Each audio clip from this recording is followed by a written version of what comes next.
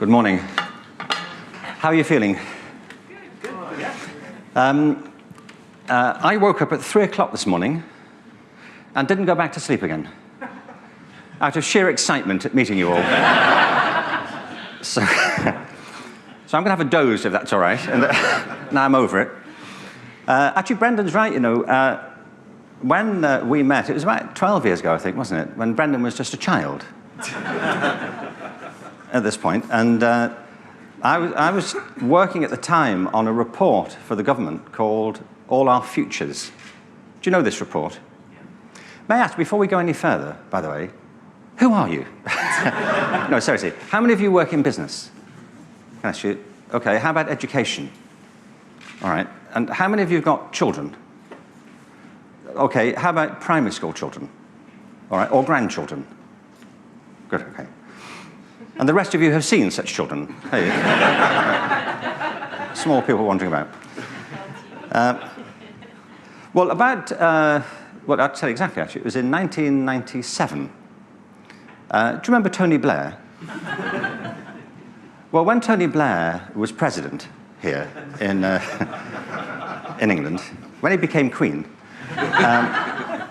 he, in his campaign, you may or may not remember this, but in his campaign to become Prime Minister, he talked a lot about creativity and how creativity was the key to the future, that we had to promote creativity, he said, so that Britain would become a world-class power in the 21st century.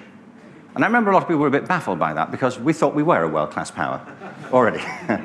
That's one of the problems, actually, I think. And he said we had to promote creativity in order to release innovation and entrepreneurship, and that we should do that particularly through education. And you may remember, those of you in education will remember, that he said he would have 3 priorities if he became Prime Minister. Do you remember? Education, education, and education. And I thought that was great. I was excited, we all were. I was among those dancing in the street. You would have spotted me easily, actually. My rather distinctive way of doing it. Just going around in very small circles, drilling myself into the pavement, where I was for some days. And he was, we thought, this is great. And then, when he came into office, he presided over a series of policies in education, which, if you were to set out to crush creativity, you really couldn't have done a finer job than that. And there seemed to me, anyway, to be a contradiction here between what he said and what he did. And but this isn't unusual among politicians, as you know. It's an art they practice. But nonetheless, I approached the government, me and some others, we approached the government today. You know, I called them up. You know, you can do that in England, can't you? If you're not happy with what the government's doing, you just call them up and say, I'm sorry, this won't do.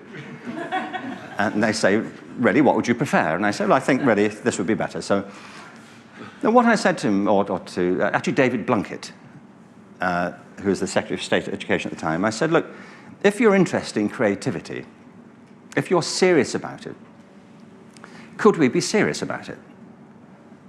Because at the moment, you have the government going around making speeches about how important creativity is, but then systematically cutting at the roots of it. So if you're serious about it, can we be serious? And let's have a strategy. You know, we had a literacy strategy in education. My background was in education, is still.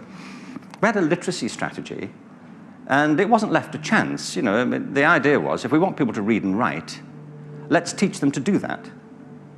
You know, it wasn't, well, let's hope it works out. Wouldn't it be great? Can you imagine how great it would be if we're all literate? Let's wait and see if this happens. And, you know, we'll leave some books at the school gates and see if anybody takes an interest in them. You know, let's parachute in some calculators and see if anyone shows an interest in mathematics, because it would be really handy if they were to do that.